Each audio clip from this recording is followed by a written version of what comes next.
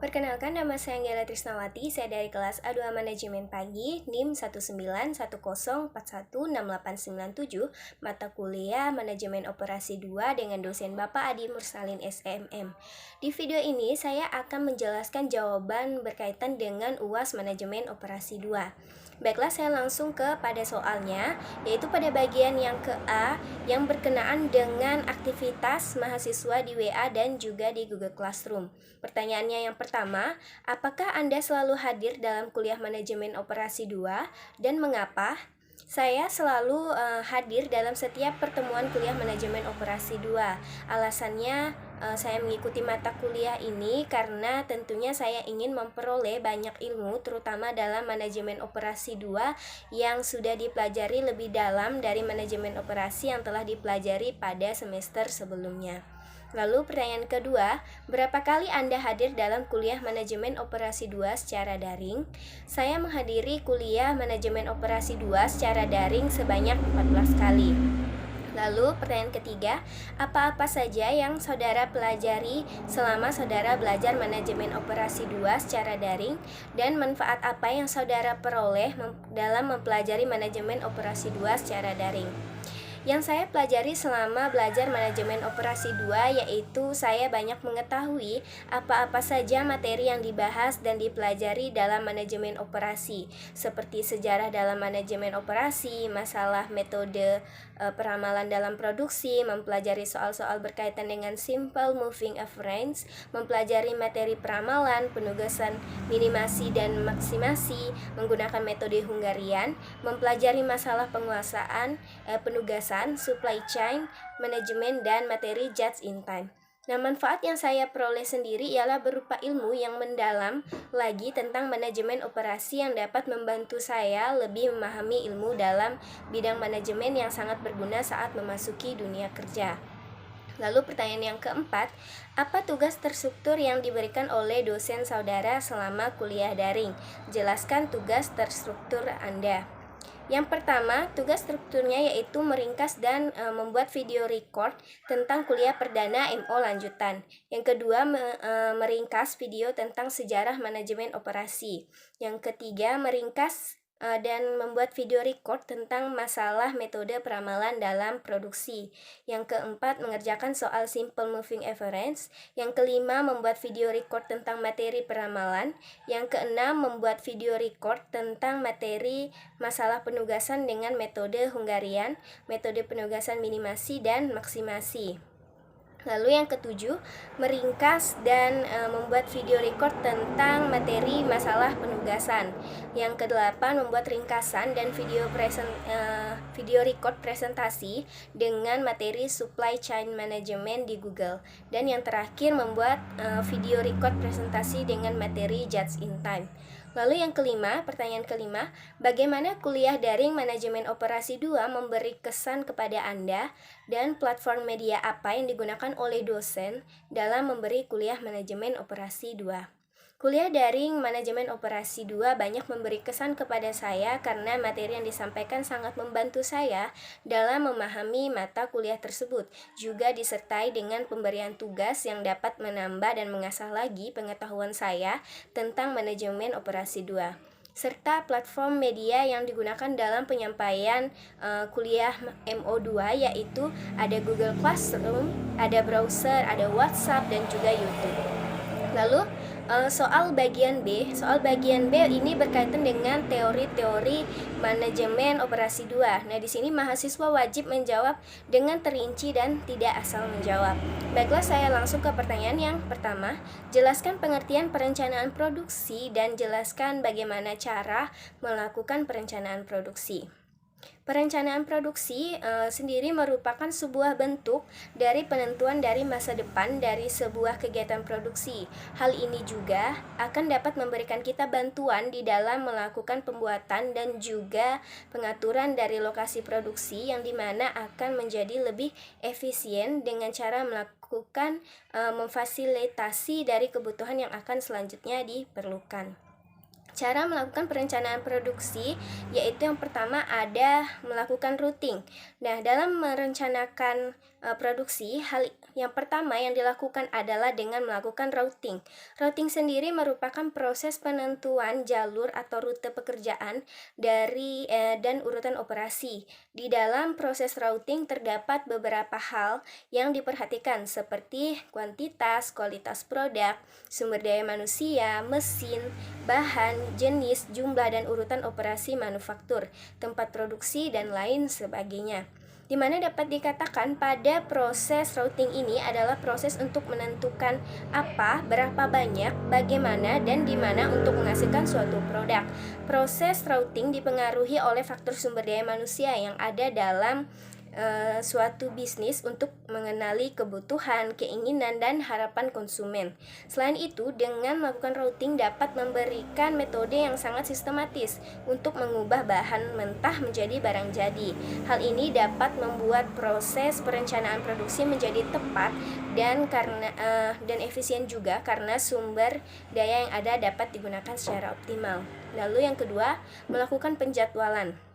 Melakukan penjadwalan adalah langkah kedua dalam perencanaan produksi. Penjadwalan ini berkaitan dengan berbagai hal seperti memperbaiki jumlah pekerjaan yang harus dilakukan, mengatur operasi manufaktur yang berbeda dalam urutan prioritas, fiksasi proses mulai dari selesai, tanggal dan waktu, dan untuk setiap operasi sehingga dengan melakukan penjadwalan dapat membantu untuk memanfaatkan secara optimal waktu dalam menjalankan bisnis yang akan membuat perencanaan produksi lebih terkontrol. Lalu yang ketiga, melakukan dispatching. Nah, dispatching adalah langkah ketiga dalam perencanaan produksi yang merupakan suatu tindakan melakukan atau tahap implementasi. Proses dispatching ini meliputi berbagai hal seperti bahan, alat, perlengkapan, dan hal lain yang diperlukan untuk produksi. Selain itu, ada perintah, instruksi, gambar, dan lainnya untuk memulai pekerjaan. Melakukan proses sesuai dengan catatan atau aturan yang ada dan menyelesaikan setiap pekerjaan tepat waktu. Kemudian mengontrol proses perencanaan produk apakah sudah sesuai dengan kebutuhan yang telah direncanakan sebelumnya. Baiklah, kita lanjut ke soal yang kedua. Apa yang dimaksud dengan just in time dan apa keuntungan just in time yang diterapkan oleh perusahaan? Just in time atau sering disingkat dengan JIT adalah suatu sistem produksi yang digunakan untuk memenuhi kebutuhan pelanggan tepat pada waktunya sesuai dengan jumlah yang dikehendakinya. Nah, keuntungan just in time bagi perusahaan sendiri, yang pertama ada proses penerapan just in time dinamis, yang berarti akan berjalan terus-menerus mengatasi setiap masalah yang timbul sehingga akan menghasilkan perbaikan yang berkelanjutan. Yang kedua, memungkinkan pengurangan lead time secara terus-menerus. Dengan menghilangkan setiap hambatan yang terjadi secara terus-menerus, maka dengan just in time dapat mengurangi lead time sehingga akan meningkatkan ketanggapan dan keluasan produksi. Perusahaan lebih tanggap dan juga mampu untuk beradaptasi ketika menghadapi perubahan. Lalu yang ketiga, memungkinkan evaluasi terhadap pemasok. Nah, sistem just in time memiliki pendekatan yang berbeda tentang pengendalian kualitas bila dibandingkan dengan pendekatan tradisional. Perusahaan akan mampu melakukan monitoring terhadap kualitas kinerja pemasoknya.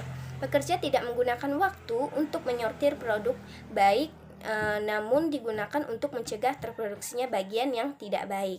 Lalu yang keempat, memungkinkan penghematan jumlah tenaga kerja. Standar pekerjaan digunakan kriteria guna mengidentifikasi kelebihan tenaga kerja yang tidak terpakai. Standar pekerjaan merupakan hasil dari permintaan pasar dan jumlah produksi harian. Yang kelima, mampu menghilangkan aktivitas yang tidak perlu. Nah, perusahaan melakukan efisiensi biaya produksi termasuk meminimalkan kerusakan mesin dan juga waktu yang diperlukan untuk perbaikan. Lalu yang terakhir, meminimalkan inventory. Penurunan persediaan pada sistem produksi dapat dicapai dengan memperpendek waktu persiapan atau memperkecil besaran lot pengiriman dari pemasok. Pemendekan persiapan atau pengiriman dimungkinkan karena adanya perbaikan teknik produksi. Lalu soal yang ketiga, Perusahaan ABC memproduksi suatu produk yang akan mengirimkan hasil produksinya kepada 3 konsumen, di mana perusahaan tersebut memiliki 3 buah pabrik yang bertempat di pabrik A, pabrik B, pabrik C dengan tujuan kebutuhan konsumen adalah Cilegon, Serang, dan Pandeglang. Berikut ini merupakan masing-masing kapasitas pabrik secara berurutan sebesar 90, 60, dan 50. Sedangkan untuk memenuhi kebutuhan konsumen sebesar 50, 110, dan 40 secara berurutan. Hitunglah dan analisa biaya transportasi terbaik yang bisa kalian lakukan menggunakan teknik transportasi NWC dan Let's Cost.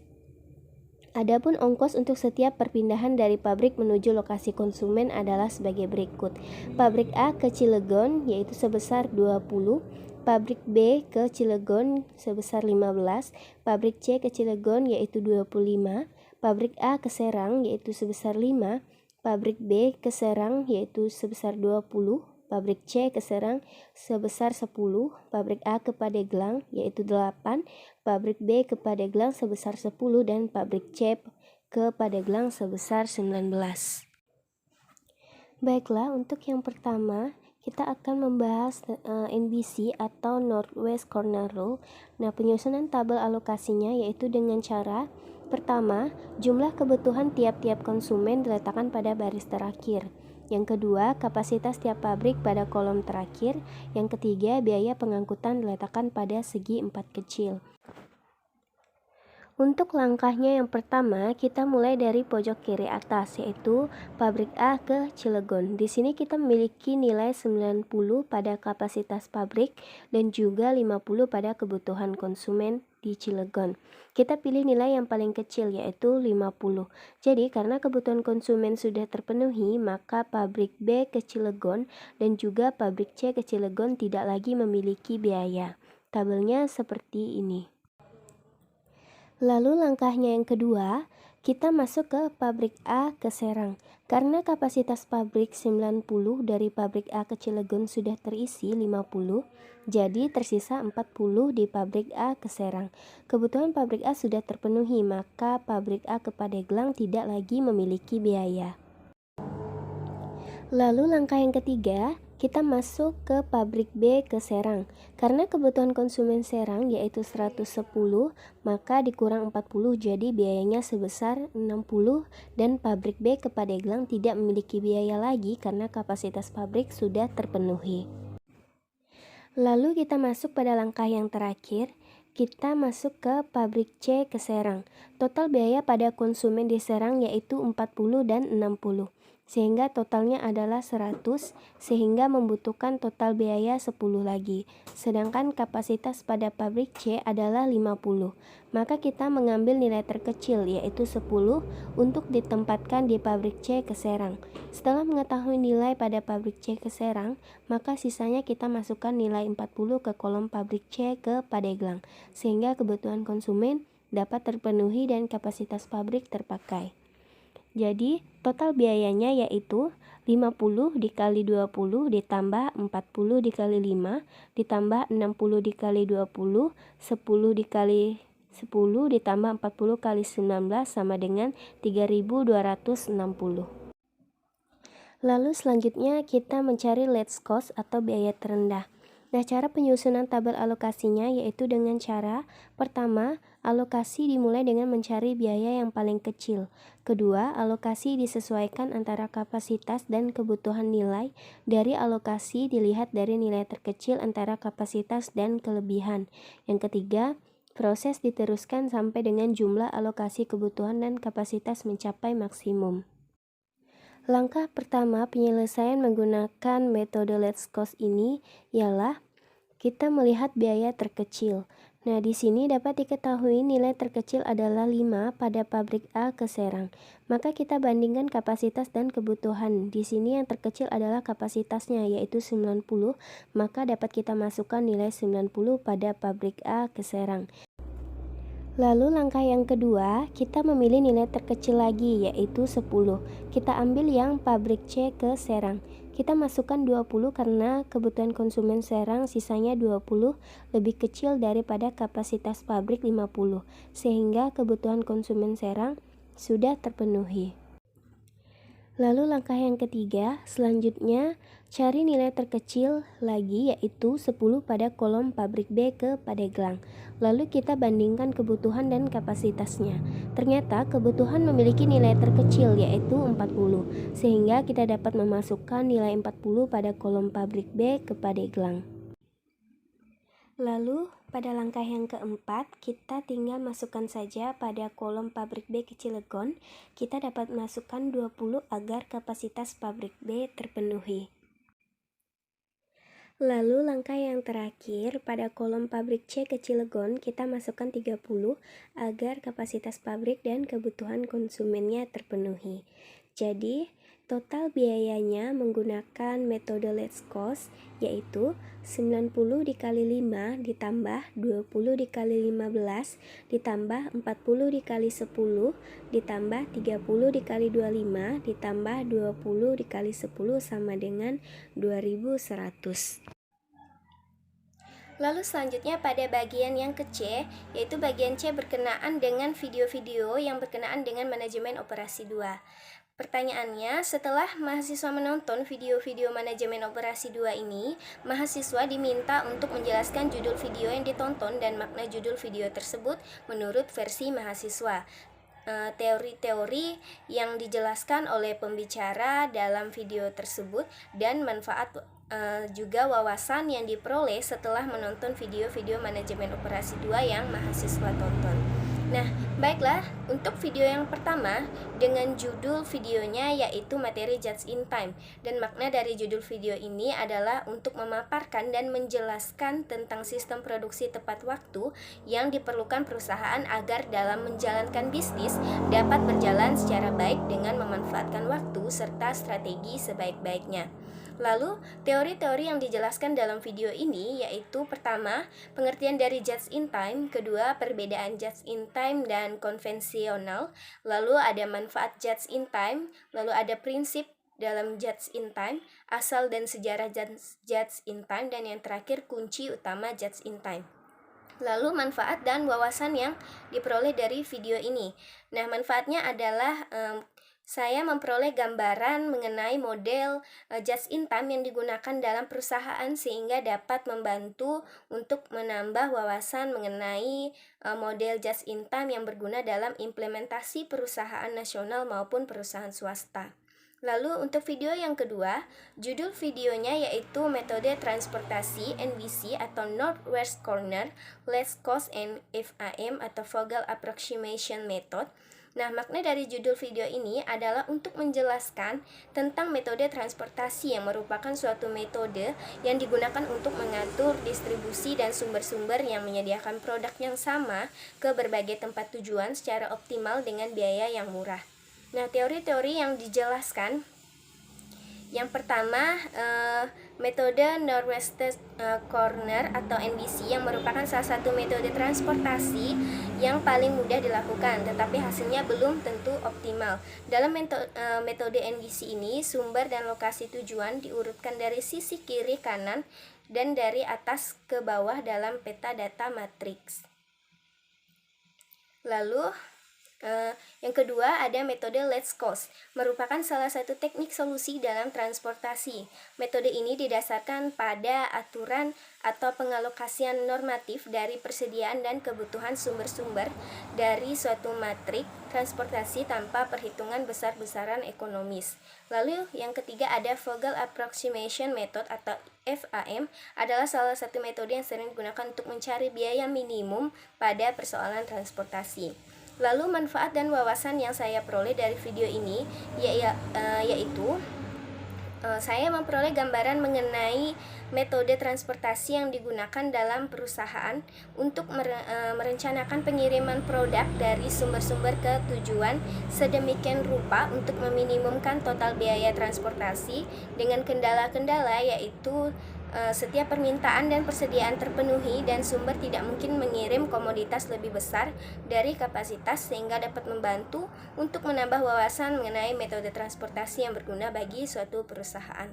Sekian jawaban dari saya, kurang lebihnya saya minta maaf. Sekian dan terima kasih.